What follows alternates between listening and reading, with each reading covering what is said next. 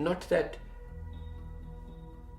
we are like a doormat. Remember, there are two types of humbles. One who are actually humble through the belief, through the faith. One are who are trying to hunt something. They're pretending. But Todi is that reflection of reality.